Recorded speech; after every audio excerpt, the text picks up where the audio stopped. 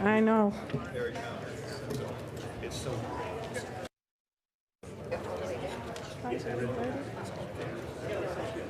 The broadcast is now starting. All attendees are in listen-only mode. Good morning. Thank you, everyone, for being here, and welcome to the Maricopa County Board of Supervisors formal meeting of Wednesday, June 11th, 2025. Madam Clerk, would you please call roll? Yes, thank you. Good morning. Supervisor Stewart. Here. Vice Chair Brophy McGee. Here. Supervisor Lesko. Here. Supervisor Gallardo will join us shortly, and Chairman Galvin is absent today. Thank you. Thank you, Madam Clerk. We have a quorum. We will now proceed to the invocation and pledge of allegiance. And I am hoping my dear friend, Pastor Cleo Lewis, there he is.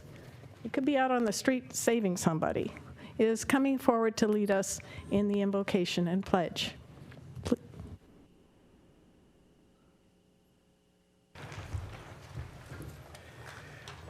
Good morning. Let us pray. Heavenly Father, we come before you this morning. We give thanks for our government and its leadership. Lord, we respectfully ask that you pour out your Spirit upon them and make your word known to them.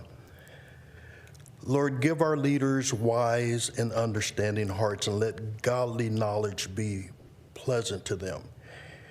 Guide them in their decision makers, their godly choices. Guard over them with understanding. Keep them out of danger. Lord, we ask that you would give them wisdom and governance. Deliver them. Lord, make their hearts and ears attentive to your counsel. Lord, we thank you. We thank you for their ministry, their calling, their response to our community. And Lord, we also ask your protection for our beloved county and its elected officials and its appointed officials. Lord, we ask all these things in the name of our Lord and Savior Jesus Christ. Let us all agree by saying, amen. Amen. Amen.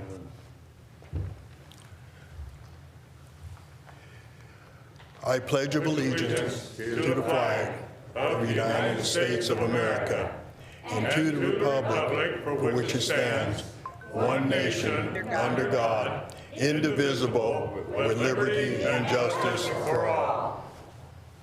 Thank you. Thank you very much, Reverend Cleo, for taking time off from your very busy days to join us today.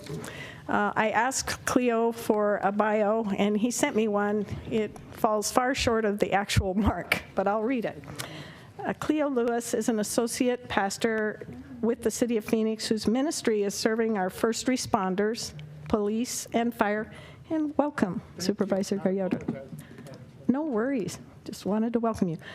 So he serves our first responders. He serves veterans, second chance offenders, and our homeless community.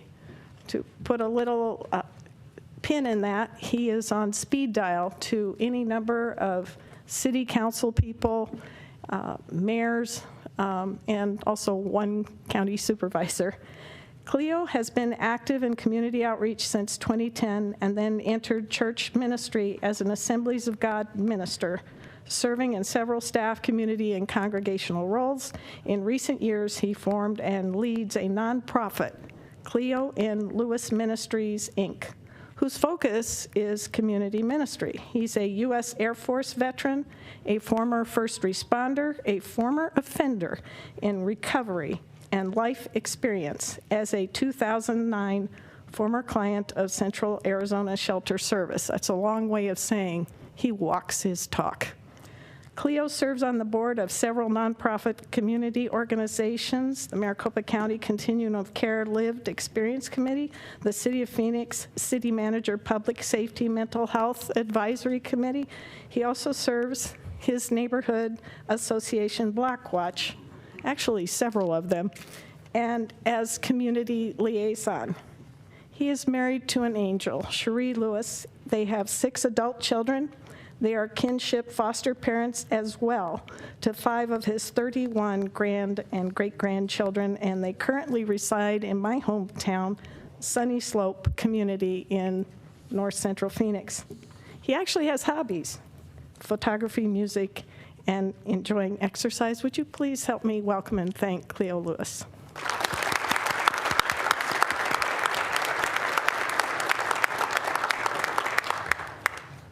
Thank you, sir. Next, we will proceed to one of my favorite parts, although I didn't get my dog therapy this morning, Animal Showcase. Welcome. Thank you. And of course, I can bring Boots up there if you need some dog therapy. I'll let you know. Well, if the slide pops up, you guys will see that this is not the dog that I intended to bring. I was going to bring a dog named Loki, and I sent in the photo, and I said, I hope he doesn't slobber all over everybody, because he drooled like crazy. But I brought Boots, who also might slobber all over you just because he has no teeth. He is 10 years old, we assume, and he is a little shy at first, but he does warm up eventually, and he's just, I mean, it's new territory, new environment for him, so of course he's a little nervous, but he does warm up. He was found as a stray hanging out by a dumpster behind a Longhorn Steakhouse last week, and I know what you're thinking, but just because he has no teeth doesn't mean he can't enjoy the smell of steak. He also is probably hoping for some mashed potatoes. I will say I was very shocked when I walked over here from the parking garage. I put him down on the ground, see if he wanted to walk a little, and the speed that he had very much surprised me. So he still has a lot of spunk in him. He's just a little nervous and got to get out of his shell. But seeing as he's drooling on your table, I apologize. I will wipe that up. He is a senior guy. He probably just wants a nice lap to snuggle on.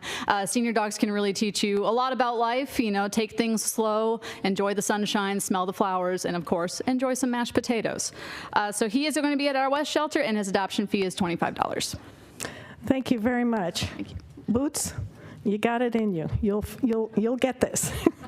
So, Madam Chair, though. please, Mr. Yeah, real Gallardo. quickly, though, the dog does resemble my own little pet at home, but nonetheless, even with dogs, pets that have no teeth, they can chew like crazy, even without teeth. I mean, we joke about the mashed potatoes and stuff, but yeah, they will chew on a little bone and have just fun doing what dogs do. So.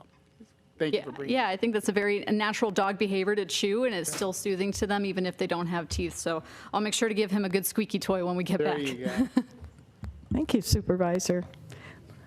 Moving on then to our regular agenda and consent agenda. Madam Clerk, are there any announcements or corrections to the agenda? Madam Chair, I have none for this agenda. Thank you very much. In respect to our very busy sheriff, I would like to move items number 49 and number 50 up to the front of the agenda and invite Sheriff Sheridan to come forward. Do you want me to move these, or you already moved them? I haven't moved them. I'm going to... Sheriff, we are getting set to motion and vote on these. Would you care for some opening comments, please? Yes, I would. Thank you so much for inviting me to come speak today. It's a very important day for all the Maricopa County Sheriff's employees, and I just wanted to say that I was grateful to the board for the tens of millions of dollars that you are investing in the employees of the Maricopa County Sheriff's Office. And I also wanted to take note that some of the board members even came and visited the jails to see what our detention officers are doing, and thank you for doing that.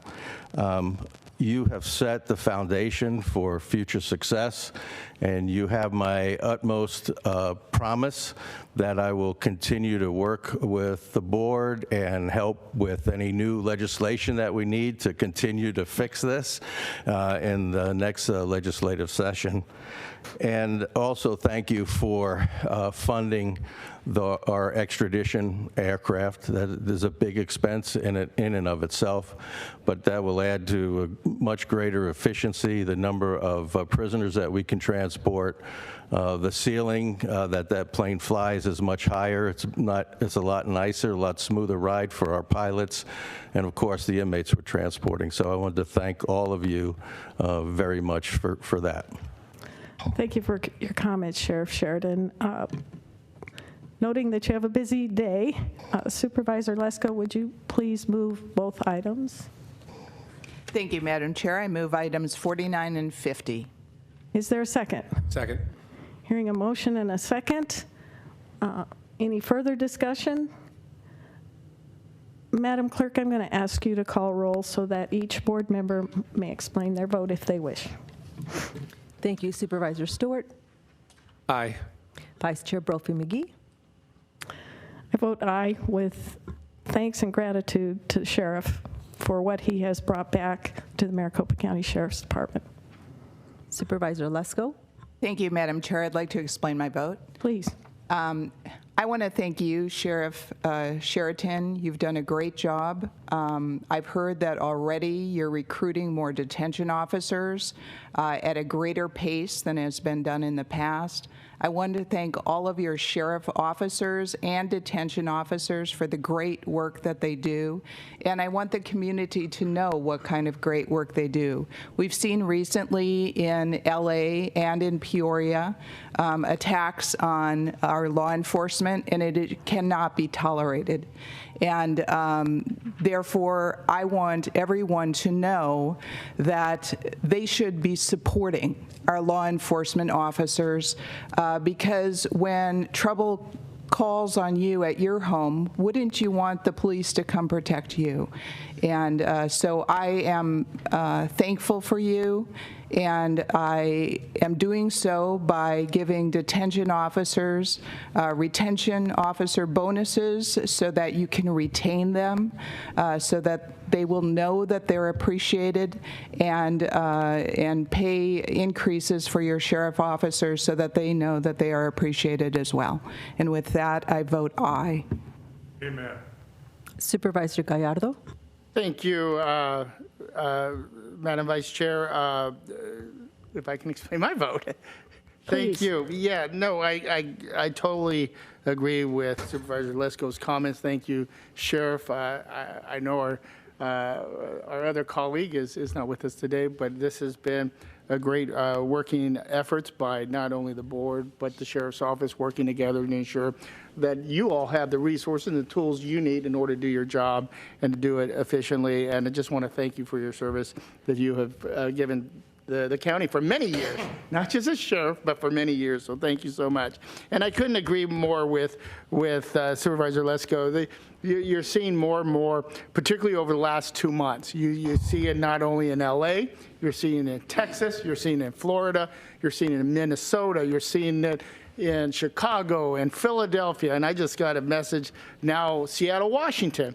And that's unfortunate. And I do condone any attacks on our hardworking law enforcement officers that are out on the street doing exactly what Supervisor Lesko said, and that is to protect the community. Number one issue during the campaign was public safety. It was. We heard it. We heard it in all 5 of our districts. Mm-hmm. But you kind of take a step away and ask ourselves why. Why in all these states across the country is there all of a sudden these attacks? And then I shouldn't say, let me repeat that. It shouldn't just say just all of a sudden.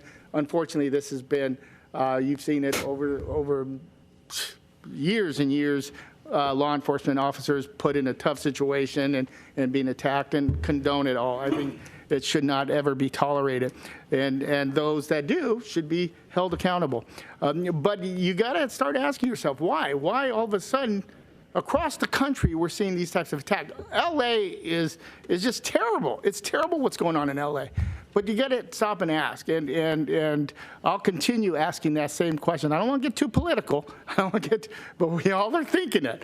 We're all thinking it, and it just can't be tolerated. I think we need to continue to support our local law enforcement. This type of proposal the pay is something that is needed. It's been needed for a very long time. It's just being able to sit down, work together, look at the numbers, how do we best do it, and I think this is a perfect plan. So with that, Madam Chair, once again, thank you, Sheriff Sheridan, for your work, and I am honored to vote aye. Thank you, Supervisor Gallardo. Well, Chairman Galvin is not with us today. He asked me to read this statement regarding these agenda items. I knew before I took office this was high up, if not the highest up, on his mini list of priorities. From Chair Galvin, this retention bonus package for MCSO detention officers is a significant investment in the Sheriff's Office, which is part of a larger effort to recruit and retain excellent law enforcement personnel countywide. Today's action by the board takes the first step in increasing overall compensation for the most in-demand positions at the Maricopa County Sheriff's Office. I am grateful to my colleagues and Sheriff Jerry Sheridan for their commitment to a detention officer pay plan that is generous, fair, and most importantly, fiscally responsible. I look forward to keeping my promise to work on improved compensation for sworn deputies and dispatchers as well when we consider the overall county budget later this month. Thank you, Sheriff Sheridan. Appreciate your good work, and I will ask Madam Clerk to deliver these comments for the record. Thank you very much. Thank you, sir.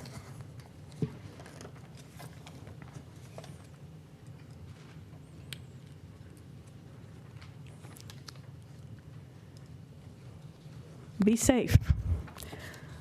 Moving on to planning and zoning consent agenda items 5 through 9. Are there any that board members wish to have pulled? Madam Chair? Please move. I move we consider items 5 through 9. And is that a motion? It to approve? is. Okay, I move thank we you. consider items 5 through 9. Second. And there's a motion and a second. Thank you, Supervisor Stewart. All those in favor, please say aye. Aye. Any opposed? Motion passes unanimously. Moving on to statutory hearings, items 10 and 11, de-annexation from City of Phoenix to Maricopa County, impact statement, and item 11, impact statement hearing for the proposed Palatial Garden Irrigation Water District. Madam Clerk, are there any speakers for these two items? Madam Chair, I did receive 2 speaker forms. Both of these are to speak on item number 10, the de-annexation from City of Phoenix. Okay. Blue Crawley and Leslie Shepard both wish to speak on this item, number 10. Okay. Mr. Blue. You've been here to quite a number of meetings, so you remember our rules of decorum. Please follow them. And you have 2 minutes, sir. Thank you, ma'am. And it's Mr. Crowley, but we won't go there. Turn on your mic. That was only for the chair. You need to be a little closer to the mic because you're pretty tall. There you go. Well, I tried to move the equipment, but and it's already taking my time. So why don't I just cut to the quick? How many times have I asked? The annexation, now you're responsible for it. Where's their bus? Where's their bus equipment? That's not a place where we got just bunnies and cactus. 107th and Broadway, that's right almost in the middle of Avondale. I look back at my experiences over at the RPTA, and I remember when I've had cancer 3 times, and when I had the first one, when I did make a meeting, they were taking $91 million away from the bus, but then they were funding the rail for $92 million. I pointed out to you about the $30 million in planning that they have done, and that the present continuing $30 million they're going to be doing. Where's the money? It's supposed to not be coming from Prop 400 or the extension. It's supposed to be coming out of the cities and such, but I don't see where they're doing it over there. When we were first writing the whole thing, we weren't going to have anything on rail, and staff said, oh, don't do that because we won't be even able to study it. Well, they did more than study it, and they screwed the bus at the same time. I was at Camelback and 7th Avenue. I was there for about a half hour between buses, and this was at 4 o'clock in the afternoon, but I saw 7 rail cars. So 1,100 bus stops not dealt with. Where's the money? When are you going to get to it? And where's the buses that are out there? They're not being utilized and done. Thank you, Mr. Crowley. Ms. Shepherd. I really appreciate Blue. I really appreciate he pays attention and he knows what's going on with it. So that when he comes up here, I know that most everything that's going to need to be covered is covered. I appreciated that you, Miss McGee said, you know the rules. So I wanted to make sure, I've got Tom Liddy here sharing a rule. Filled out for Ms. Ms. Shepherd. Shepherd, you are here to comment on I know, but I'm here item number 10. rules. Ms. Shepherd, please contain your comments Mr. to Chairman, item with that number 10. information that I will. Ms. Shepherd Please cut the mic.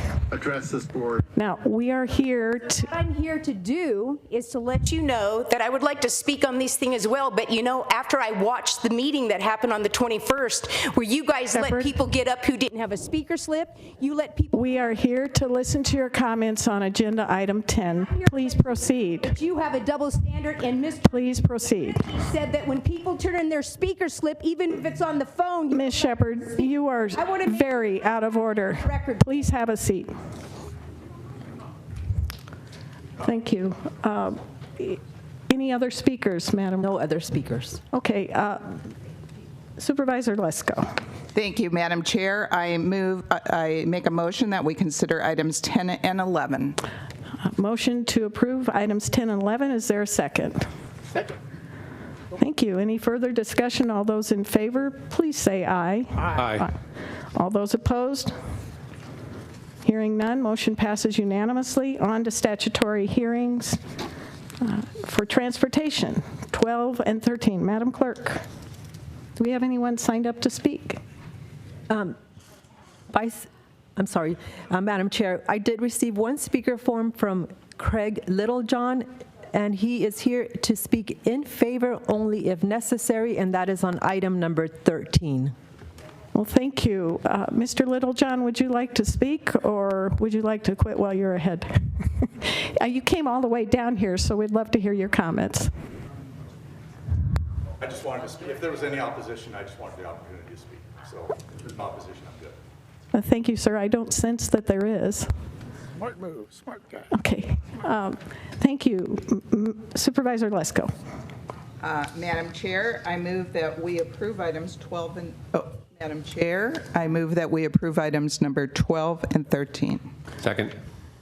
Any discussion? It's been moved and seconded. All those in favor? Aye. Aye. Aye. Any opposed? Motion's passed unanimously. Moving on to the Board of Supervisors consent agenda. We will be considering items 14 through 48 and 51 through 105. Supervisors, are there any items you wish removed from the agenda? Madam Vice Chair. Yes, please. I'd like to make a few comments on items 15 through 17 when they come forward, and item number 109. 109, I think, is the next I think batch. it's going to be the next batch. Okay. Yes, but we'll pull 15, 16, and 17. Supervisor Lesko, if I can have a motion on item 14 and 18 through 48 and 51 through 105. Okay. Thank you, Madam Chair. I move we approve items 14 through And then items, sorry, I lost track now. That makes me Want to feel- pull 15 and 7 through 17? 15, 16, and 17 are Okay, out. thank you. And then items 17 through 48, and then items 51 through 105. Thank you, Ms. Lesko. Would you amend your motion to say items 18 through 48? Sure. Approve items 18 through 48. Well, thank you. Is there a second? Second. Thank you. Are any further comments? We will proceed to a vote. All those in favor of approving items 14 and 18 through 48 and 51 through 105, please signify by saying aye. Aye. Those opposed? No opposition. Motion passes unanimously. We will now proceed to items 15. Do you want to put them all together, Supervisor Stewart? And That'd be great. Can you shape a motion to that effect? And Certainly, then we'll sir. have discussion. I move to approve items 15 through 17 for the appointment of Chrissy Rodriguez to the Community Development Advisory Committee, reappointment of Daryl Jacobson Barnes to the State Board of Equalization, and the reappointment of Jimmy Lindblom to the Planning and Zoning Commission. And I would also like to make a few comments about our... Yes. Is there a second? Second. Thank you. Mr. Stewart. Thank you. So thank you, Chrissy Rodriguez, for volunteering to be and stepping up to the plate to be a part of our Community Development Advisory Board. Chrissy is an incredible mother and community volunteer, and she will be an incredible addition to the board and to the county, so we're grateful for her service. I also want to thank Daryl Jacobson Barnes. Her experience and commitment to serving another term on the State Board of Equalization will be valuable to the community, and we're grateful for her continued commitment to helping us move this board forward. And then lastly, I would like to thank Jimmy Lindblom for his continued commitment and service on the Planning and Zoning Commission. As most of the room are probably aware, planning cases are always being brought before the board, and some of these cases can be highly complex and may have a great deal of public opinion. Jimmy has gone the extra mile as a volunteer to have meetings, to attend meetings on behalf of the community, and I couldn't be more grateful as the county for his continued commitment to helping the community and helping us sift through some of these planning and zoning issues. So with that, I want to thank you, Madam Vice Chair, for giving me the opportunity to share that. Thank you, Supervisor Stewart. Quick shout out to Jimmy Lindblom. He taught me a lot when I was on the planning. He's one of these few men you could ask a question they'd actually answer. Certainly. So we will proceed to a vote. All those in favor of approving items 15, 16, and 17, please signify by saying aye. Aye. Those opposed? Motion passes unanimously. We will now move on to item 106. Madam Clerk, has anyone signed up to speak on item 106? Madam Chair, no speaker forms for this item. Thank you. Supervisor Lesko. Madam Chair, I move that we approve item number 106. Thank you. Is there a second? Second. It's been moved and seconded. Any further discussion? All those in favor signify by saying aye. Aye. All those opposed? Most item passes unanimously. Moving on to items 107 and 108. Madam Clerk. Sorry, yes. Madam Clerk, Chair. I do have 3 speaker forms. All 3 wish to speak on item number 107, which is the quarterly RICO expenditure application. Nathan Allen, Lou Grossi, and Leslie Shepard. Thank you. Mr. Allen, please come forward.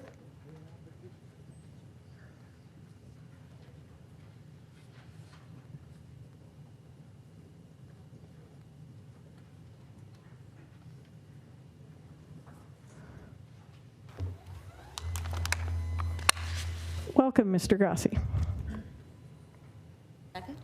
You will have 2 minutes. Item number 107, allocation nearly $600K in RICO funds is intended to confront corruption, not to enable it. But what's unfolding right here in this room is deeply disheartening. Members of the public are beginning to see it, a double standard. There is one individual seated in this very room who has been allowed to weaponize courts to silence 2 regular attendees. And while those individuals have been ignored for years, denied email responses, denied callback requests, this board bends over backwards for that person. Mr. Grossi, could you confine your comments to item number 107? quarterly RICO expenditure application. Thank you, Mr. Grassi. Or Nathan. That was Nathan. That was Nathan. Nathan Allen. How about Mr. Grassi? My apologies for mixing you two gentlemen up.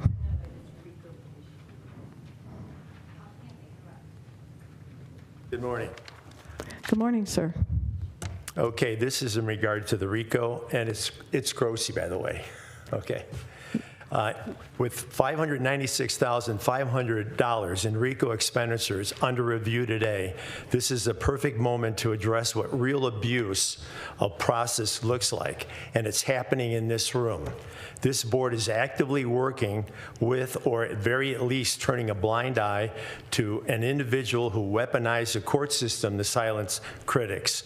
They got a harassment injunction that bans 2 public participants from entering these meetings based on entirely false claim that's simply attending. Excuse me, Mr. Grossi, could you confine your comments to the agenda item we are being asked to vote on? We're not talking about injunctions. We're talking about the RICO expenditure application. Well, this is based on a false claim, though. It's simply attending, speaking here. Your comments are noted. Thank you. The audacity, they listed this government building's address, your meeting room, as a dangerous... Thank you. Your comments are complete, I gather. Leslie Shepard.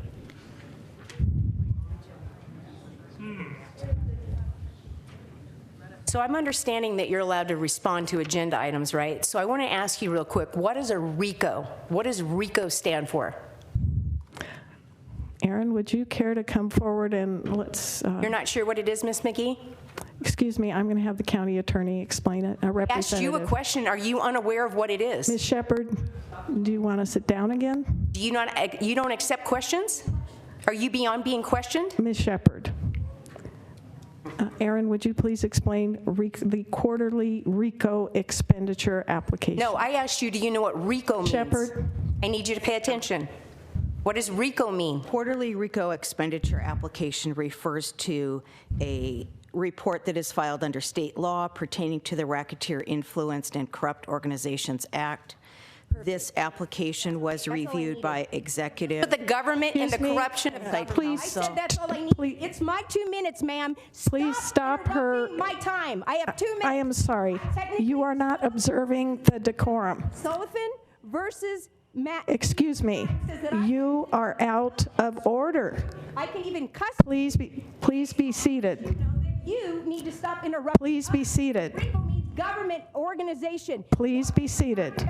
You've got government working with people in this room to silence people in this Aaron, is there further comment related to this agenda item that board members are being asked to vote on? No, ma'am. Thank you. Are there any other speakers? Madam Chair, no other speakers. Thank you very much. Supervisor Lesko. Thank you, Madam Chair. I move that we approve items number 107 and 108. Second. It's been moved and seconded. Any further discussion?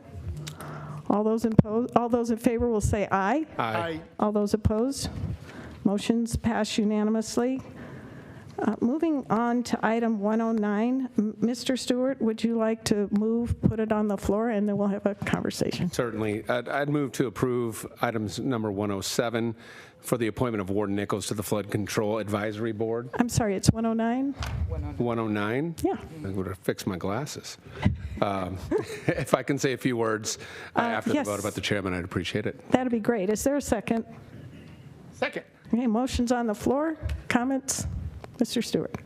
Thank you, Madam Vice Chair. I want to thank Ward Nichols for his willingness to serve on the Flood Control Advisory Board.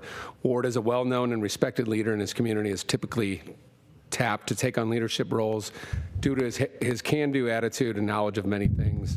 Ward was a member of the Arizona House of Representatives from 2003 to 2011 in the East Valley. He's been a successful entrepreneur, connector, and has the gift of bringing people together to work toward solutions. I'm pleased to have Ward representing our district on the Flood Control Advisory Board. Thank you, Ward. Thank you, Mr. Stewart. An abundance of riches in your district. we're making it work. Blast from the past. Yes. That's great. Any other comments? No, Madam Vice Chair, this is Supervisor. exciting. I haven't seen Ward Nichols. When I saw it, I was like, this is the same Ward Nichols. Yeah, served with him in the legislature. Great guy. So we always had fun together. Trust me. But he's a great community leader, and just is very well knowledgeable how state government and local government works, and working with the business community. He's a good pick. Good pick, Mr. Thank you, Supervisor. Yes. I had a procedural error. Prior to the motion on the floor, I will back up and recess as the Board of Supervisors and convene as the Flood Control District Directors.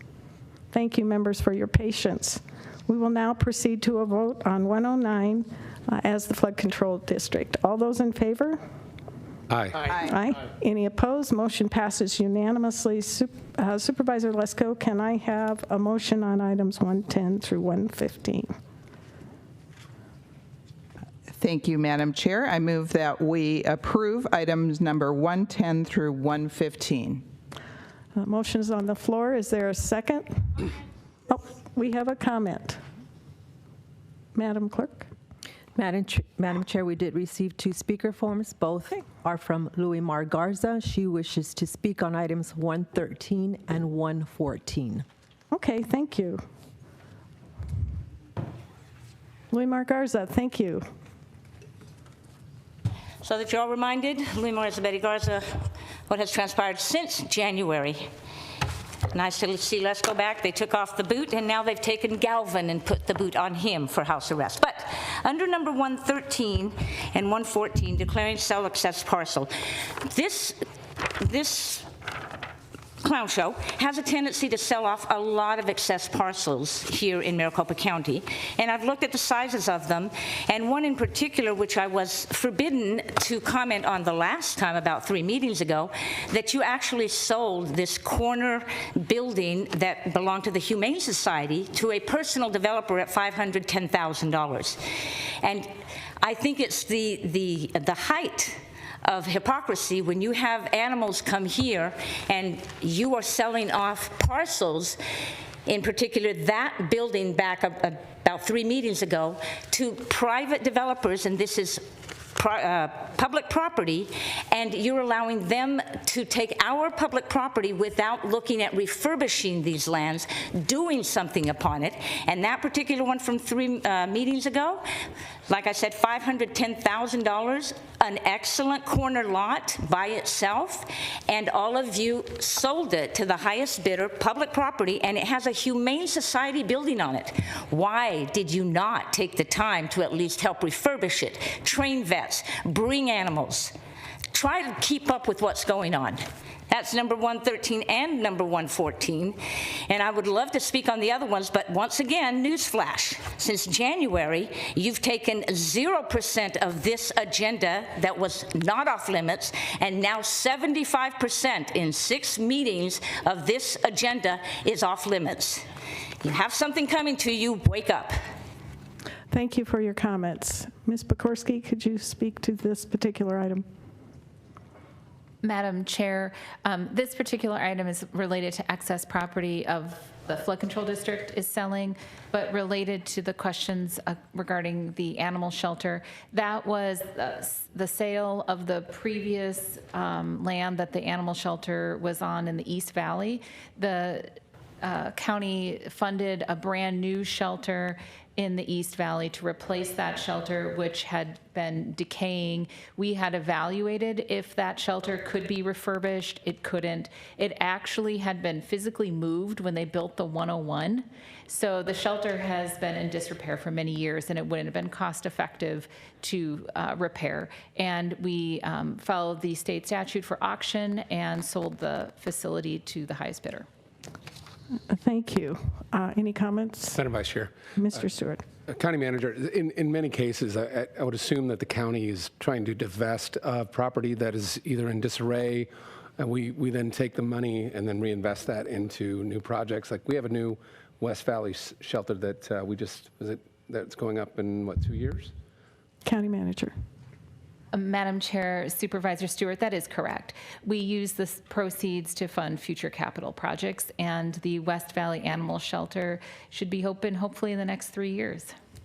Thank you. And Madam Chair, I think it's important to understand that, if as a supporter of private property rights, when we have the opportunity to divest property within the county, we will try to lean towards that, or at least I will. I'll speak for myself. So that'll be an important thing that we continue to do moving forward. Thank you, Madam Chair. Thank you. Any further comments from board members? Hearing none, there is a motion on the floor, last time I checked. Okay. That is correct, Madam Chair. Thank you. We will proceed to a vote. All those in favor, please signify by saying aye. Aye. Aye. Those opposed? The item passes unanimously. We will adjourn as the Flood Control District Board of Directors and convene as the Library District Board of Directors. And I will ask, first of all, Madam Clerk, do we have any comments? Madam Chair, I do have one speaker form. Please. Ashim Ray wishes to speak on item number 118, amend IGA with Town of Guadalupe. Okay. Let's hear public comments first, and then we will proceed to any motions. Mr. Ray, welcome. Hello, thank you. My name is Ashim Ray. Agenda item number 118 concerns an amendment to the intergovernmental agreement towards the Town of Guadalupe and the Maricopa County Library District. Since we're discussing the Library District, this is an appropriate time to raise a critical concern that this board continues to ignore. I understand Chairman Galvin on August 23, 2023, April 10, 2024, and again on March 26, 2025, where you were directly presented with two specific titles found in the children's and the young adult sections in our public libraries. This book is gay, and it's a perfectly normal. These are books that are not educational, they're graphic, inappropriate, and sexually explicit. They're being shelved in the areas easily accessible to minors, and I have children. Despite 3 formal presentations and documented community concerns, this board has taken 0 action. You speak at the end of the meetings about your efforts, yet none of you seem to be willing to walk into a library and see the problem with your own eyes. Are you above that? Or does Supervisor Lesko need to handle it via webinar, as I've heard she's been doing until she came today, just like everyone else that she does, while denying webinar access to the very parents and citizens that raise concern? I go to ACBVI, which is Arizona Center for the Blind and Visually Impaired, took my day off from school, and came here as a disabled person.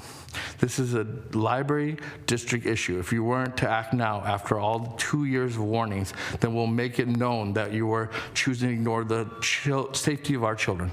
I was the producer of the Talking One Rocking radio show on KFNX from 2016 to 2020. Throughout podcasts, the patriots who have had enough will speak if you guys don't take action on this now. Hashtag because Maricopa County. Thanks. Thank you very much. County Manager Pekorski.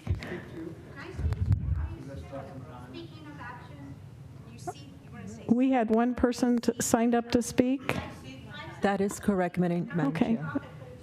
Chair. I'm sorry, that's not part of how we do things. County Manager, do you wish to comment on this? Because I know there are things underway, and I wanted to make sure the public was aware.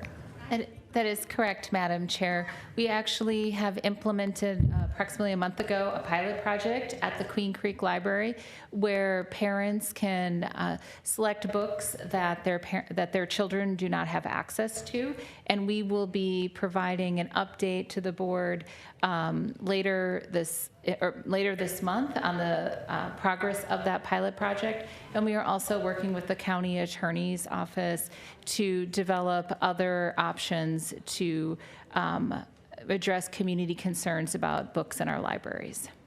Thank you. Any comments or questions from board members? Mr. Stewart. Thank you very much. Yeah, thank you for that update, County Manager. Recently the legislature and Governor Hobbs signed legislation to basically protect our kids from pornography online and some other things like that, and kudos to them for doing that.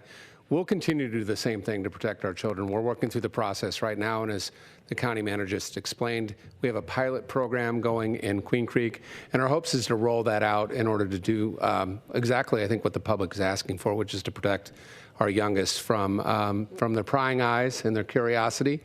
We want to make sure that they're safe, and we'll lean on our parents and those folks to make that happen, and we'll keep these books out of their hands. So thanks very much, County Manager. Thank you. No. Thank you. Please put your comments in writing, and they will. Thank you. You have not signed up to speak, and thank you very much. What I would like to ask the county manager, there are two components to this, both the pilot program and the revision of our library policy to relocate questionable books into areas of the library that are less or not accessible to children. Can you talk about that a little bit, please? Madam Chair, at the direction of the board, we have been working with the county attorney's office on amendments to the policy for relocation, and that is something we plan to be able to bring forward later this month. Thank you very much. Supervisor Lesko, you have worked on this, okay, from the beginning. Okay, as has Supervisor Stewart. Madam Chair, I already spoke on this multiple times, and I know some of the people in the audience have probably been here before, but we're already working on the library book issues, I think, the majority of us. And ma'am, you're out of order, ma'am. Excuse me. Please have a seat or you will be asked to leave. Have a seat or you'll be asked to leave. Thank you. Okay, back to where we were. Hearing no further comments from the board, let's proceed with a motion on items 116 through 121 for the library district. Madam Chair, I move that we approve items number 116 through 121. Second. It's been moved and seconded. Thank you, Mr. Stewart. Hearing no further discussion, all those in favor, please say aye. Aye. Aye. None opposed? Motion passes unanimously. We will now adjourn as the Library District Board of Directors and reconvene as the Board of Supervisors, proceeding on to public comment. Madam Clerk, please give us a readout. Madam Chair, just a few email comments to report on. The topics were a solar project, a Peoria incident, and the webinar access. All of these email comments have been shared with all of the board offices. Now, we did receive approximately 20 speaker forms to speak for public comment. Please proceed. If I could ask, Madam Clerk is going to call your names three at a time. Please line up, and we will get through your comments. And please continue to follow the rules of decorum, as most of you have. Madam Clerk. Thank you. Don Adams, Roger Pickrell, followed by Catherine Polk. Welcome, Mr. Adam.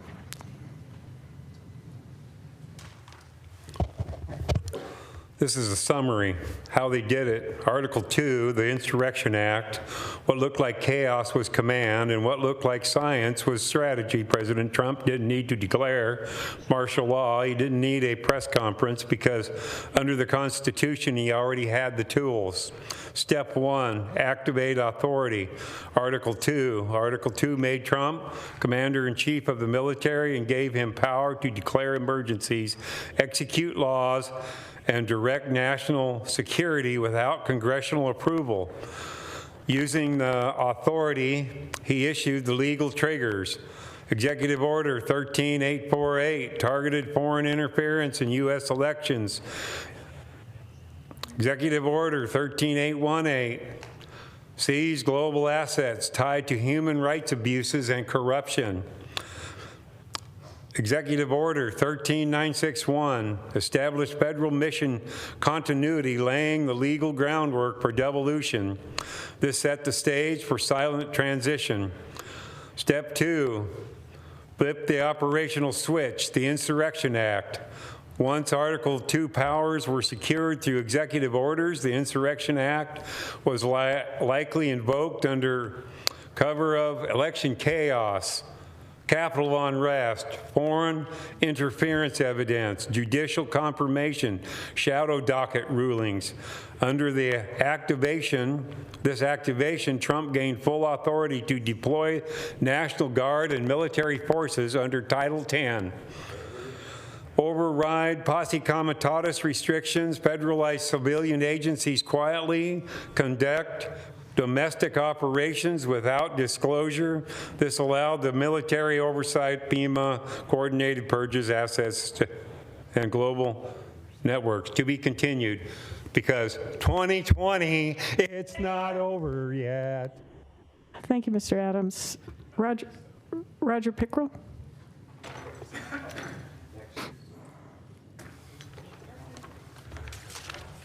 Madam Chairman, Supervisors, good morning.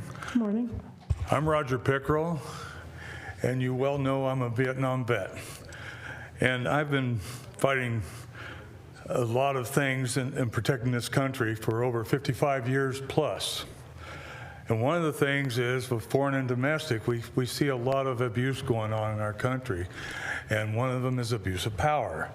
Now, I just need to bring to attention on a couple of things. On April 9th, 2025, I watched Catherine Polk, a single grandmother raising her granddaughter, kicked out of this meeting.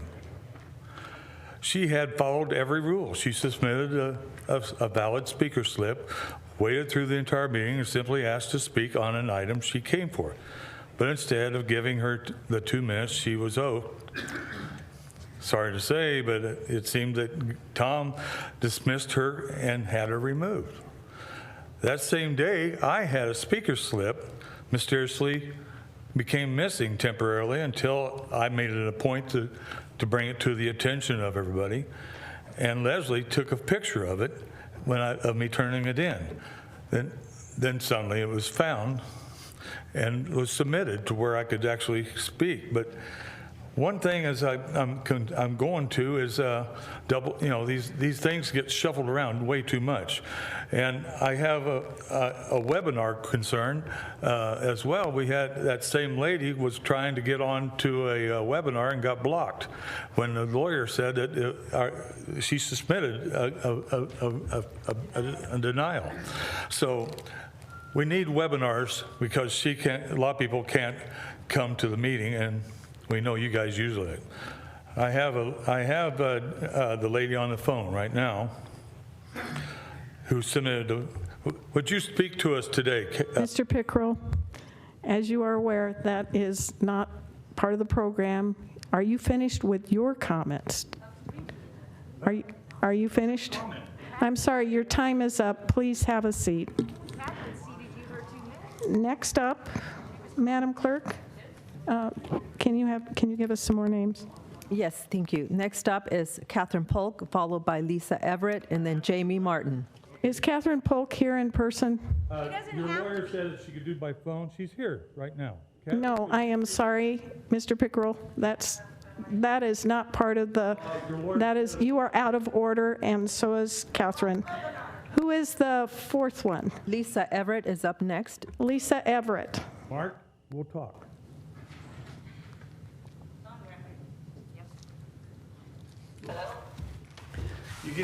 Welcome, Ms. Everett. 2 minutes. Good morning. Thank you all for being here. And I come with an invitation. I'll talk to you later. We have been speaking briefly about the agenda item that will be occurring in August regarding BNSF and the city of Whitman, or the town of Whitman. And I am asking if you guys would like to come visit. Each of you have my email and my phone number. You have Kirby Anderson's email and phone number as well. I believe there was something scheduled and things happened, but I would really encourage you to come out and lay eyes on the property that you are going to be making your decision about. It's really going to have a negative impact on the citizens of Whitman, and I've sent information to you. I won't bore you yet again with the details, but I think seeing the property, standing on the steps of Citizens looking just right there is where all of this work is going to be done and the change in their town is going to occur. I think that would be beneficial. Going out there, seeing the 2-lane roads, knowing that traffic is going to be increased, seeing the school is going to have, you know, much more poor quality of air just because of all of these sitting while running trains and trucks. So I just encourage you to consider having a field trip, and we can work it out if it's just one person at a time or everyone. We welcome you. We welcome your input, and I want to thank you for all that you're doing. Thanks. Thank you. Madam Clerk? Jamie Martin, Diane Barker, and Barbara Ratty. Ms. Martin?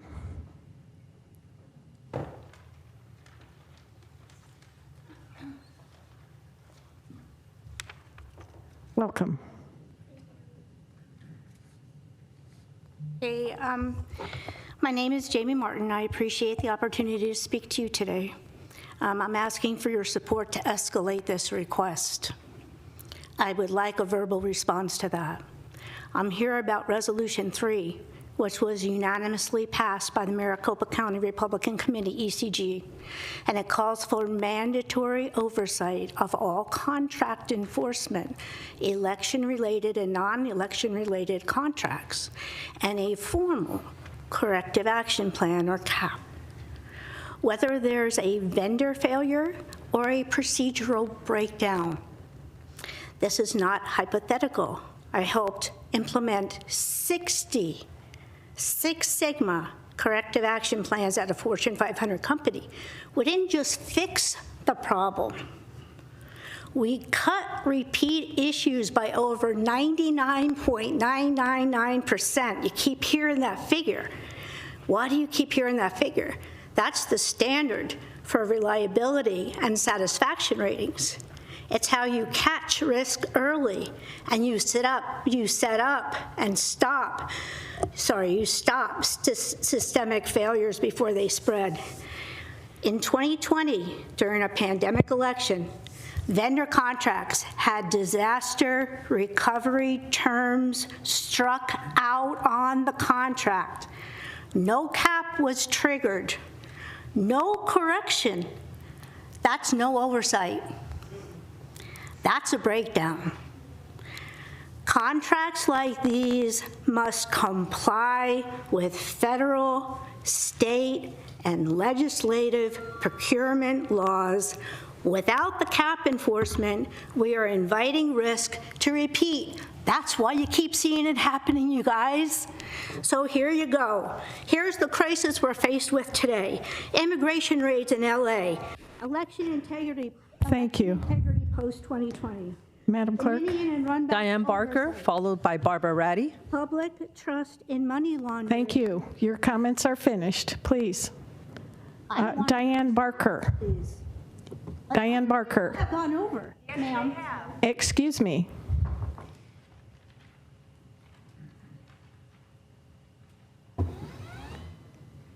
Ms. Barker.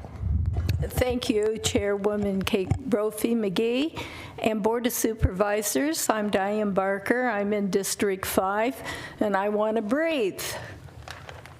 Anyway, I say all of what I come to you with, and a couple of bucks will get you a discount seat on the bus. And I support Mr. Crawley in his plight of the fact is that we put the bus as a secondary and moved fixed rail in front of it. I went down to the opening, but what I'm saying is that I don't see people that are in official position sharing and cutting down on the air pollution and writing, we pay you too much and we give you a car and gas. And that's basically what's going on, and the best value in the valley is riding an express bus. Not only does it go faster than the cars and trucks, but it's on alternative fuel that cuts down on pollution. So now I say I come before you as 13th-generation American. I lived in the Northwest Territory, the first settlement, Marietta, and I'm out here and I enjoy Arizona, and it's going to be my birthday Sunday, and I can take the heat.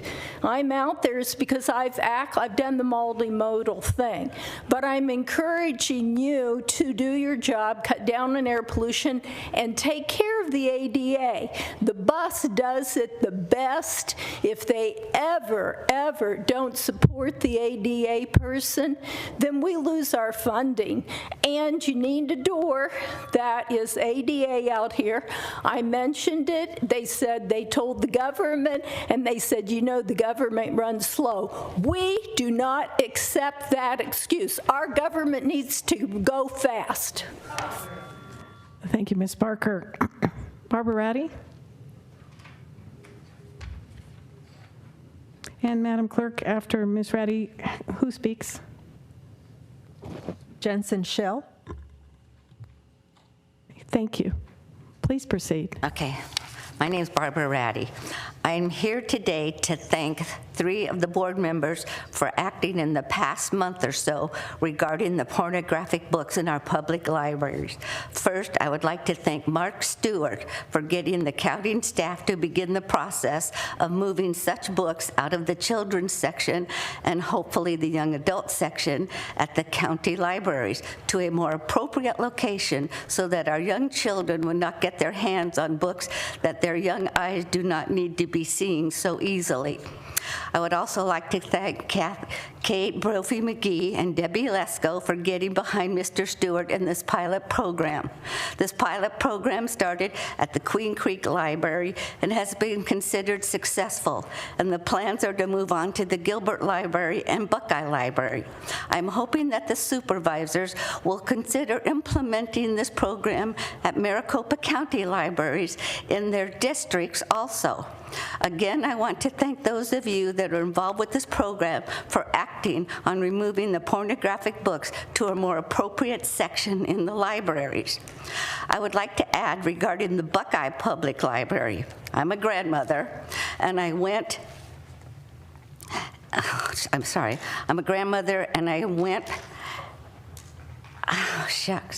As I walked past the young adult section right at the entrance to the children's department, I noticed one of the books we've raised concerns about in past meeting. This book is gay. It looked completely child-friendly, but I recognized the title, and I knew it contained explicit sexual content. It was right there in plain sight, eye level for children. No warning, no label, no barrier between the book and a curious young reader. It really upset me. I will be glad when these books are relocated in the library. I also, I'm done. Thank you, Ms. Ratty. Thank you very much. Again, thank you, guys. Thank you. Okay. Next up, Madam Clerk. Next up, Jensen Shell, followed by Lou Grossi and Mary Ziola. Thank you. Welcome, and please proceed. Thank you. Good morning. My name is Jensen Shell. I'm the International Association of Firefighters Local 4361 president. I'm here, first of all, representing Maricopa County Fire Districts, and I just wanted to say thank you. Thank you for your continued support with Quagmire, the CARES Act, and ARPA funding. All of that support that you guys have given us has been instrumental in helping our fire districts serve the community that we indeed serve. As fire districts, we have the authority of having jurisdiction over emergency medical services in unincorporated Maricopa County. No other agency holds that legal responsibility, and we currently serve about 10% of the county's population. And people outside of that unincorporated municipalities rely solely on us for emergency medical services, fire, and all hazard response. However, development in these unincorporated areas is accelerating rapidly, and our capacity has not been able to keep pace. This creates serious risk, particularly in the wildland-urban interface zones that lack that adequate coverage. Within our districts, we benefit from the Phoenix Automatic Aid System, but this aid does not extend to areas outside of our jurisdiction, leaving critical gaps in protection. It is also important to note the financial limitations that we face. Since the passage of Proposition 117, the ability for fire districts to capture sufficient revenue from increased property values has been severely restricted. As a result, many districts go underfunded despite the growth and the rising service demands that are within that area. That's why we're asking county leadership to recognize these growing capacity challenges and help us identify sustainable solutions. We need to explore new dispatch models, new funding strategies, and the creation of the authority having jurisdiction structure, specifically for this unincorporated fire and emergency medical services. Our goal is a fair, coordinated, and effective system, one that protects all Maricopa County residents regardless of where they live. Thank you. Thank you, sir. Madam Clerk. Lou Grossi, Mary Ziola, Louis Mar Garza. Hello, I'm speaking on the SSA for Justin Heap. This board's undermining election integrity by not restoring recorders' statutory duties. This all started when Richard was defeated in the primary. Thomas Galvin secretly and collusively executed a new SSA agreement stripping Recorder Heap's responsibilities by drastically reducing the recorder's budget, staff, and IT. Upon taking office, Recorder Heap revoked this absurd SSA. I find this board being dishonest in every way by waging a propaganda campaign along with the left-wing media. Your behavior on this matter is downright despicable, especially Thomas Galvin and Debbie Lesko. This all could have been avoided by simply returning the recorder's office his rightful duties. Debbie Lesko keeps throwing cheap shots at Justin, which I experienced on Saturday, June 7th at the Sun City West Republican meeting, which she omits the truth when speaking about Heap's position. You have a current director of elections, Scott Jarrett, who botched the 2020 and 2022 elections, a man who perjured himself by being under oath by the question of 19-inch ballots being printed on 20-inch paper. Why does this man still have a job? This all goes with the stunt that the Maricopa County would not count all the provisional ballots to ensure Abe Hamadeh would not be the AG after his rightful him winning the outright. There is a section that allows the election director, Scott Jarrett, to choose what provisional ballots to count, which he didn't. There is a case, Romley versus Daughton, 2010. The AZ Court of Appeals ruled there are inherent limitations on the Board of Supervisors' authority. Thank you. Thank you, Mr. Grossi. Madam Clerk. Mary Ziola, Louis Mar Garza, Ashim Ray. Thank you. I'd like to know, why are the board supervisors considering a $400,000 contract with Barry Dunn to audit our elections? Barry Dunn has examined Maricopa's election procedures in the past. In 2018, Barry Dunn conducted an audit of Adrian Fontez's election day procedures when Fontez was Maricopa County Recorder. There were technical issues setting up polling places that year, which caused many locations to open late. In 2021, Barry Dunn reviewed the county's procurement process for selecting Dominion voting systems. It recommended procedures to improve the systems, yet look what happened in the 2022 election, where 60% of the Republican voting centers had tabulator and printer issues. That resulted in long lines and disenfranchised voters. I know firsthand because I was a poll worker at Happy Trails Polling Center. Maricopa County has hired Barry Dunn for many other non-election projects over the last decade. Why is Maricopa County always doing business with Barry Dunn? I know that True Love 316 Analytics gave you a proposal less than Barry Dunn's, and you did not even invite them to make a presentation. The Election Research Institute also gave you a proposal. Barry Dunn entered a $7.25 million class action lawsuit settlement over a 2023 data breach affecting over 1.1 million individuals. The data breach compromised the names, addresses, dates of birth, Social Security numbers, and health insurance policy numbers for the affected individuals. Is this the company we want to trust with our election data processes? How is this audit going to enable Maricopa County to have election results on Election Day, which is what voters want? We need to go back to precinct voting, mail-in ballots only for the military and disabled, and hand count the votes. This will give us transparent elections and save the taxpayers a lot of money. After the 2020 election, why did election department personnel allow unauthorized persons into the server room to delete files from the database at MECTEX before the 2020 audit? Thank you. Madam Clerk. Louis Mar Garza, Ashim Ray, Nathan Allen.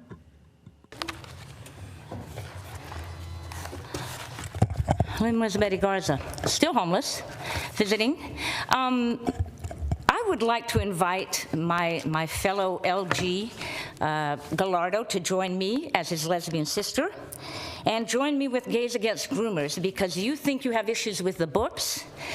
I'm going to show you something that every one of you are going to be held accountable, and especially the attorneys in this room. Under the banner of God Works in Mysterious Ways, I received an injunction against harassment about a certain individual behind me. And this injunction, under the God Works Under Mysterious Ways, had me digging, because I am a paralegal, 32 years by profession. I had digging way down deep into this, and I had to go 7 documents deep to find out that I'm being accused, in effect, of harassing or abusing children. And I'm going to hold this up for all of you to read it. 13705, class, check your phones. Item B, second paragraph, at the very bottom sentence, some attorney entered on here. This subsection does not apply to masturbatory contact with children 0 to 18. This is why Arizona cannot prosecute anybody for grooming, because you've got it under 13705, the last sentence under second paragraph B, that they do not need to be held accountable for grooming children, and that includes masturbatory contact. So I would hope, Mr. Gallardo, that you would join the Gays Against Groomers so that we could take care of this. And I am letting Kash Patel know that every one of you are under the gun for this, and if you don't remove it immediately, you will be held as traitors, as we have been for the last year reminding you. And for those who are unable to use the webinar and not letting us, shame on you. Thank you, Madam Clerk.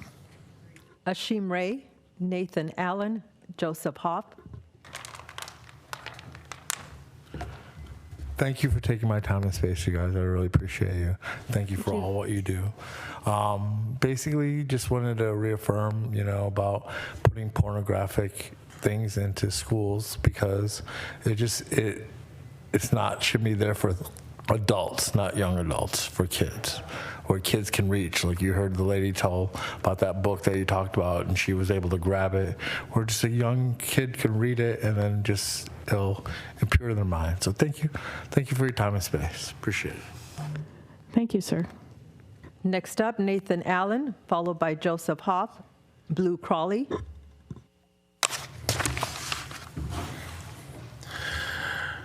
Some of you not being aware of who I'm related to, my grandfather was the former governor of Arizona, Evan Meacham, who was also a World War II vet. So, for the past 5 years, due to a stupid family dispute, I was rendered homeless, but via an abuse of the mental health system, an order of protection, and calling the cops. All because they don't like the fact that I am a gun owner, have 4 or 5 firearms to my name, but now because I'm labeled SMI by an unconstitutional kangaroo mental health court that has only been around since 2004 and violates the state's constitution, the federal constitution's Second Amendment clause, U.S. Code Title 18, 242, using color of law to deprive one's constitutional rights, my Second Amendment right and my Fifth Amendment right. You are also violating Pennsylvania versus Murdoch, licensing liberty. Okay? I could go on for hours, but I won't. But basically, the mental health industry is a racket. I have seen mental health doctors wearing gold jewelry like Rolex watches, and they turn around and say, oh, I got this as a retirement gift from my colleagues. Pays good, but not that freaking good. Okay? And Then they try to drug you up for 4 years with medications you don't need or didn't have a diagnosis for. There's some serious corruption going on. It is a racket, to say the least. And no, I do not hear voices, see visions, or hallucinate. It took a Texas nurse on X to tell me that, not a state-certified evaluator psychiatrist. Thank you, Madam Clerk.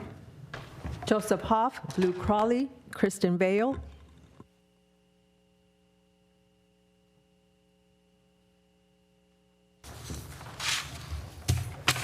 Welcome. Thank you.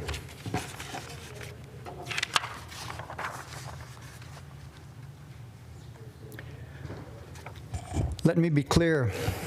This is no longer a conversation. This is now an official matter. A notarized affidavit has been prepared documenting what happened on May 7 and May 21, how disabled speakers were denied access, how the rules were weaponized, and how attorneys and insiders were given more time and privilege. You are providing a trail of lawlessness behind you. We are going to hold this board to account. Your actions have silenced citizens and broken trust. From now on, every denied request, every ignored speaker slip, every cut microphone will continue to reflect your suppression of the people's rights. The people are watching. The legal system will follow.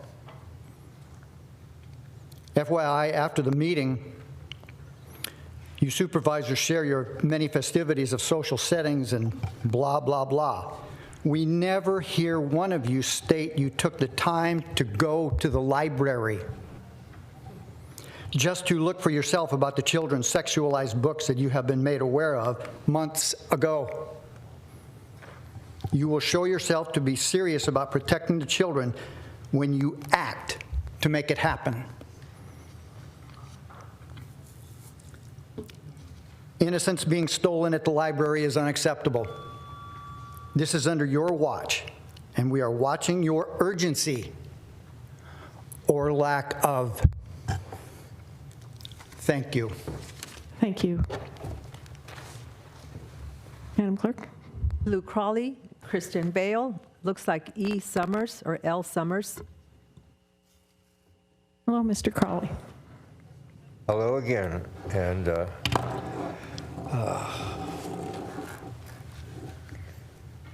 how much money did Closer to the mic, please.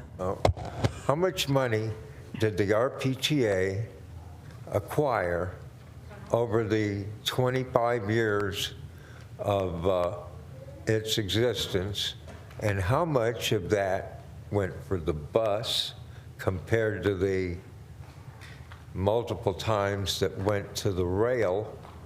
Because the way we wrote the thing, it was to expand from traffic and from distance. So how easy it is for you two to get from where you live to here on the buses and such? Well, can you use it for your transportation needs? Because over the last 25 years, that system was put there to do what? Flounder and die. This last example was, do you know how many buses they acquired and have replacements? 0. I showed you that, didn't I, Steve? So when I look at that entity and what's going on, we need to bifurcate it. We need to get a new head just for the bus. That isn't a personal attack, and I have been banished from RPTA for a while because they said that I had done that. But I still don't understand where this board, you're on the Transportation Committee, you're on the subcommittee over there at MAG, you're at the RPTA. Where are your plans for the new monies and how are we going to deal with it? Are you going to put together a citizens thing and do outreach and say, well, these are all the buses we need to get there? Thank you, Mr. Crawley. Kristen Bale, Summers, Leslie Shepard.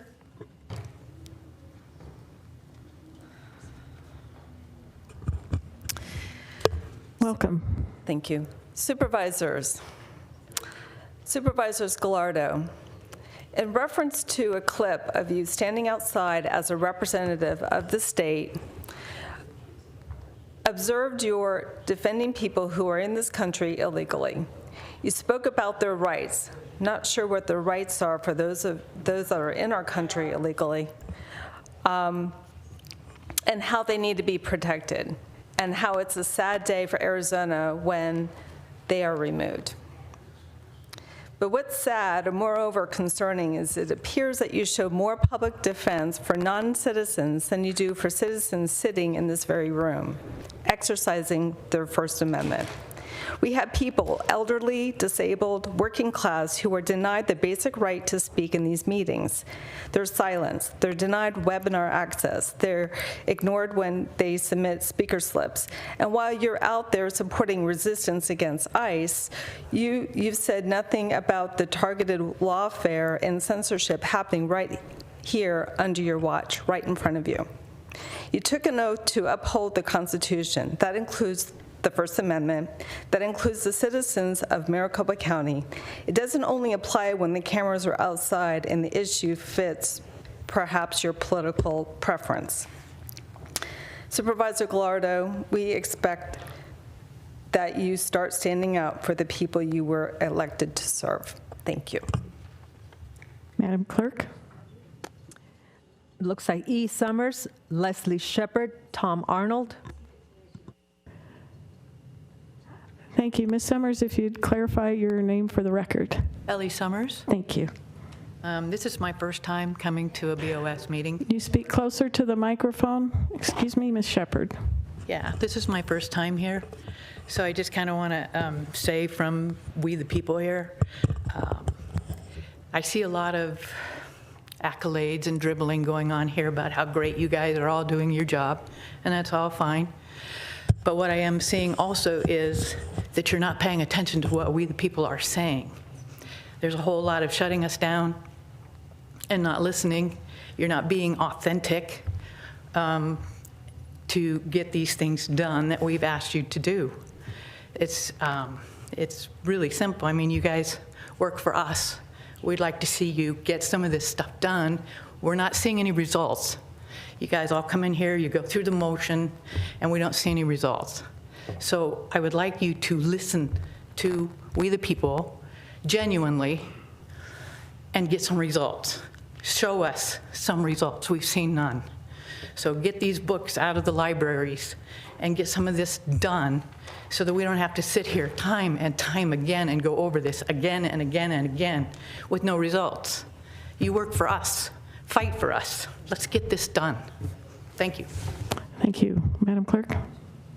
Last three speakers, Leslie Shepard, Tom Arnold, and Cheryl Legalbo. Well, now you don't get to interrupt me when I want to say whatever I want. So I just want to bring to your attention at the last meeting, the second meter during agenda item number 7 and 8, the second person was given seated time and given 5 minutes. One person, 5 minutes.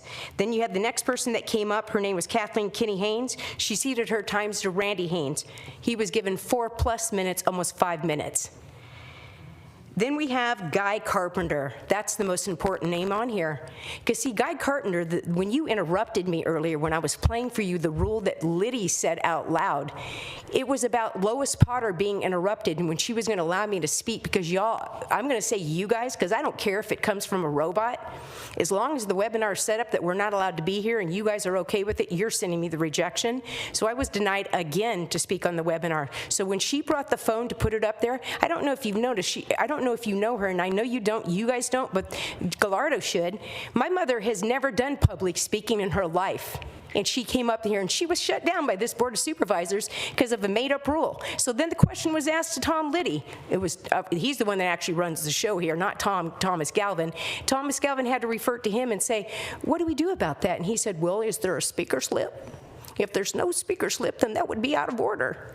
And that was the reason. Well, guess what? On 521, I had a speaker slip in, and so did Tom Arnold. And guess what? You still didn't let him speak. So I'm just letting you know right now, Tom Arnold is about ready to speak, and I encourage you to interrupt him. Go ahead, Tom Arnold. Ms. Shepherd, once again, you are out of order. You better look at the Once again, you are out of order. I will have to ask that you be removed from the room. Please cut the mic. breaking policy. Please remove Ms. Shepherd. There are rules. You know what the rules are. You are excused from the meeting. It's not in there. Please. You are all violating the law. You keep saying Madam Clerk. there's no rule. I've already checked. Next up, You're last hearing- speaker, Cheryl Lugalbo.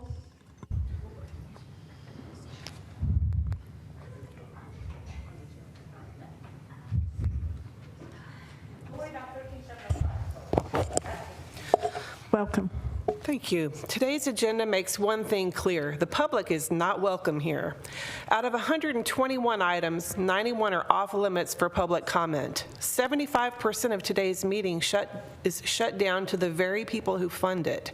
And even among the remaining 30 items, at least 10 are meaningless for comment, like calling the meeting to order or approving minutes from a meeting where we weren't even allowed to speak. That's 83% of the substance of this meeting that's hidden. This is designed to confuse, silence, and exhaust us. We must turn in slips before 10 minutes of the meeting start, but until today, we had to wait until the end to speak, so I do appreciate greatly getting to speak early instead of having to wait until lunchtime. Thank you. I now pivot to the sexualized books in our libraries that are still not on the agenda.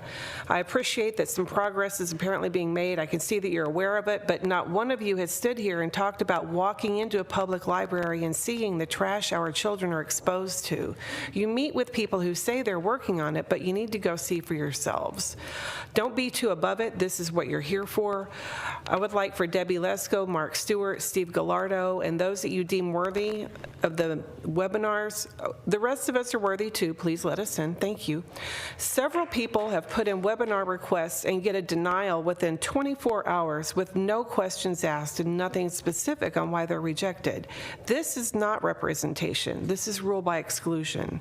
And as I said, please get these sexualized books out of our children's reach at the library. Thank y'all. Appreciate it. Thank you. Madam Clerk? Madam Chair, I have no other speaker forms. So this concludes the public comments portion of our meeting. We are getting set to go to supervisor summaries, but I want to take a break on behalf of Chairman Galvin for a recognition. Actually, two recognitions. I would invite my colleagues to join me in front of the dais here for a presentation to County Manager Jen Pekorski and our clerk, Juanita Garza. It is their 20-year pin, 20 years with Maricopa County. You ready? Please. Seems like just yesterday, huh? It's hard when you start at 12, you know.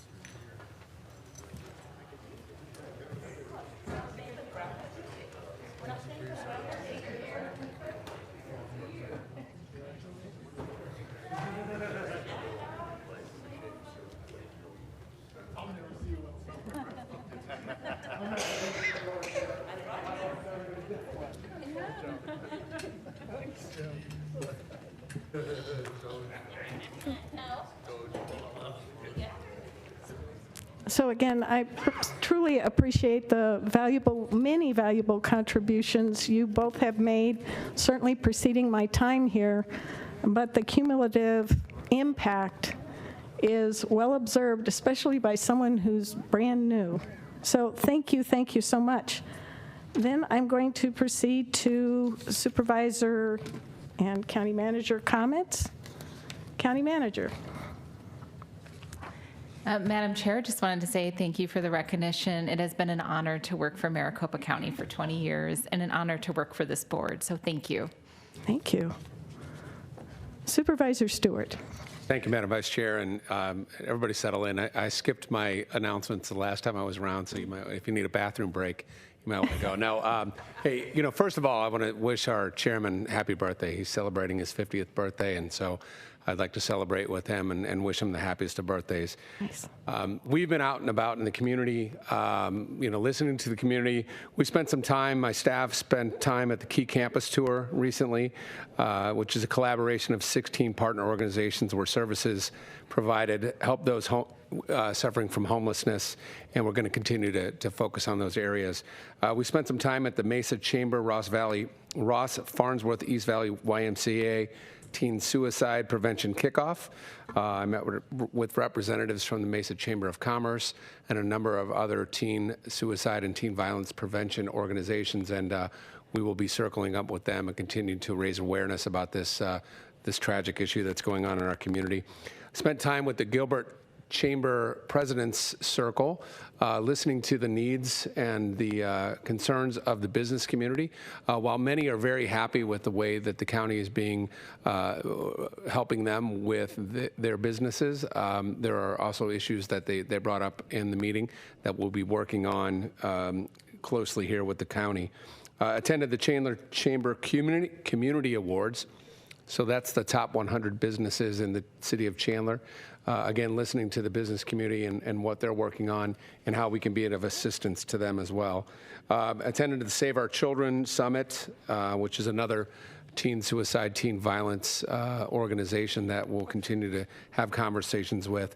My staff and others attended the Preston Legacy and Law event in downtown Chandler, centered around teen violence, and also attended the Trilogy Ranch neighborhood meeting, listening to the community's voices and what their concerns are and how we can be better as a county. And the ASU Workforce Development meeting and a tour of the ASU Innovation Center. Folks, if you don't know what's going on out at the East Valley campus of ASU, it is absolutely incredible. They're working on AI technology, working on next generation batteries. They're working on basically what will be the industry of the future out at that campus. So big things going on at ASU, and we commend them for the work that they're doing, and especially those students. And then, I don't know if you knew this, but we have a steel foundry in South Tempe. I did not know this, obviously, because they're such great community members that they don't make much noise that people complain about. But we're making steel for the mining industry right here in South Tempe. So as we see more onshoring of manufacturing in the United States, which I think is a great thing, they will lead the way in developing new technologies and helping industry move forward. And then lastly, I want people to be aware that we have a Bring Happy Home adoption event with our animal control department on May 7th. I'm sorry. We had a Bring Happy, I'm sorry, I thought we had one coming up. We had a adoption event on May 17th in downtown Chandler, and it was really successful. And we continue to do these things throughout the county where we can get these dogs taken care of and find them happy homes. But we, over 20 dogs were adopted at that event, and 5 cats and a kitten. So it was great within the first 30 minutes.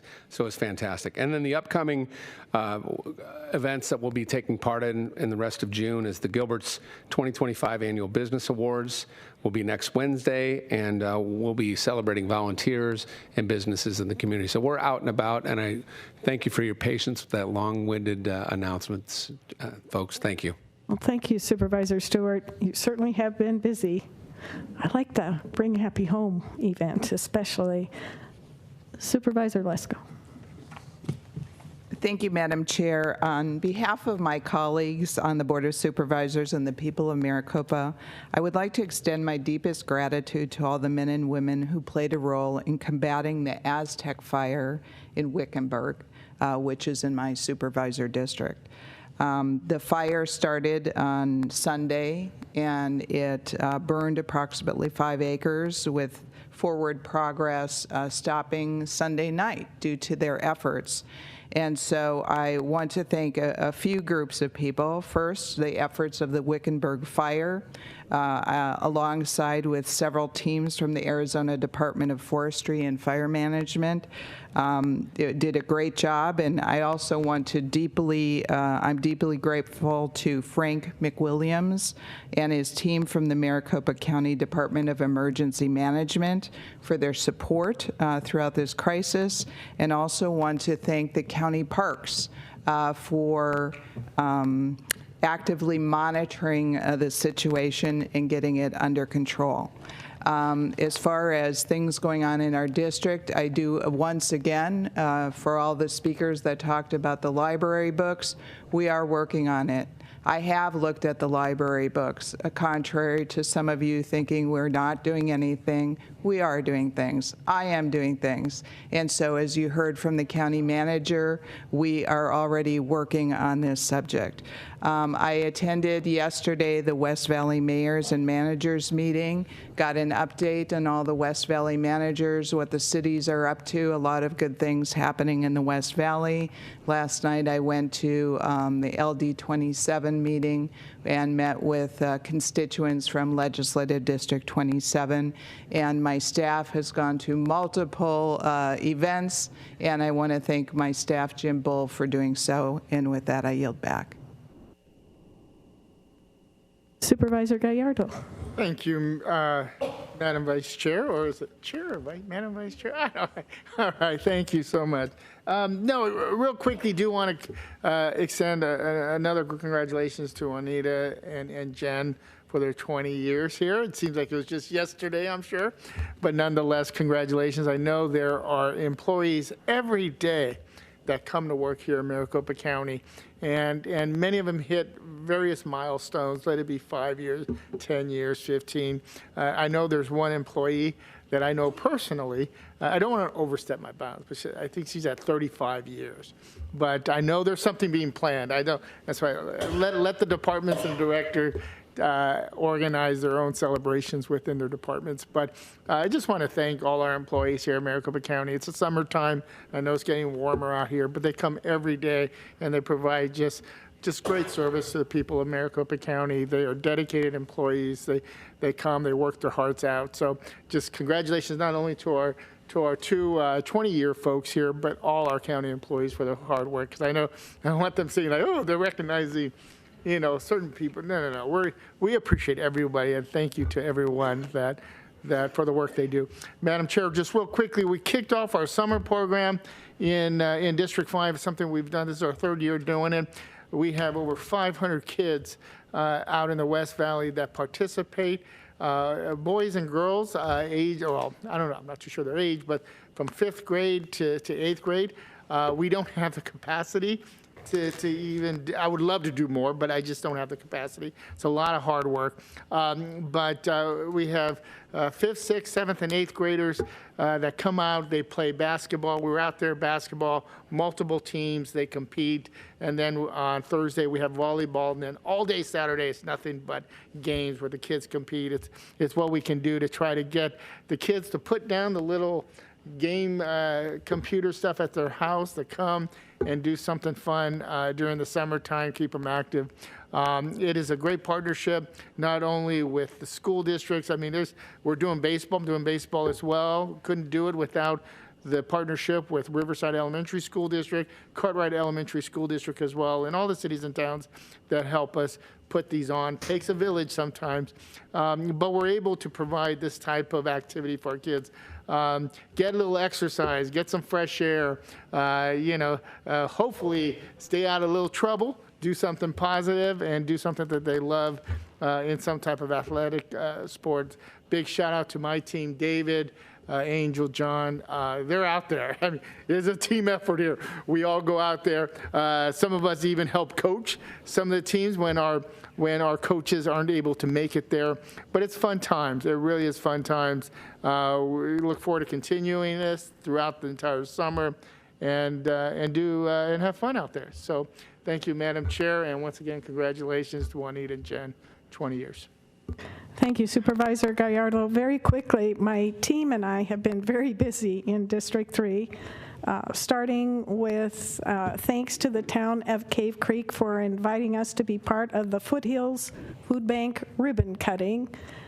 It's one of the largest food banks in the area, and I was happy to see representatives from my home food bank in Sunny Slope Desert Mission there to celebrate as well.